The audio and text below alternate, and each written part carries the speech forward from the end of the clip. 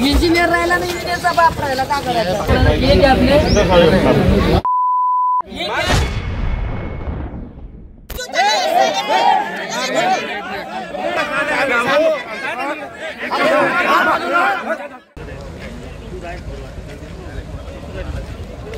तो बाय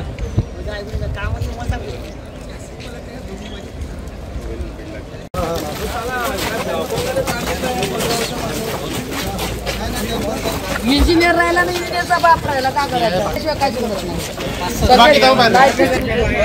ये घ्या आपले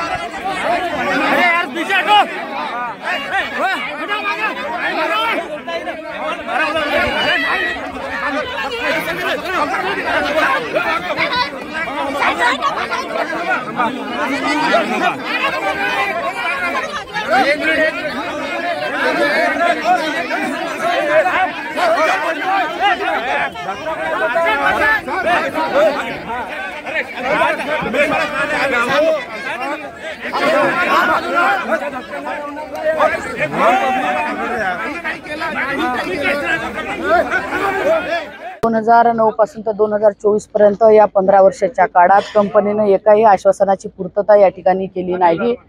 आमचे काही प्रमुख मागण्या होत्या की निस्तार हक्काची जागा जी फॉरेस्टने वरती केली होती त्या जागेवरती अवैध उत्खनन कंपनी करत आहे. या संबंधात 25 जानेवारीला फॉरेस्टने एक पत्र कंपनीला दिलं की तुम्ही हे उत्खनन तात्काळ बंद करण्यात यावं, पण त्यावरही कुठली अंमलबजावणी झाली नाही.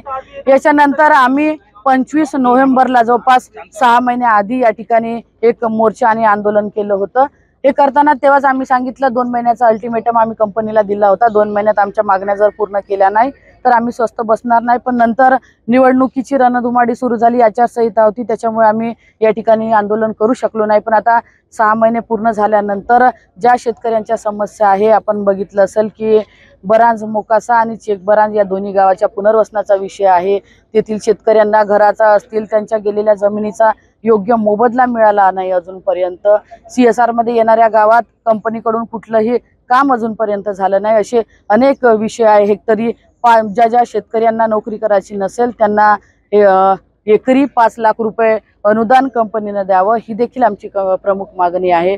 आणि अशा साधारणतः 16 मागण्या घेऊन आम्ही आजचं हे आंदोलन केलं. जोपर्यंत आमच्या मागण्या या पूर्ण होणार नाही, आम्ही बरेच आंदोलन मोर्चे या कंपनीवरती केले पण त्याची दखल या कंपनीकडून झाली नाही आणि कुठलेही आश्वासन पूर्ण झाले नाही. पण आता आमचा हा शेवटचा आक्रमक असा पवित्र आहे. जोपर्यंत पूर्ण सोडायच्या 16 मागण्या मार्गी लागणार नाही तोपर्यंत कंपनीचं काम आम्ही चालू देणार नाही. ABP माझा, उघडा डोळे बघा नीट.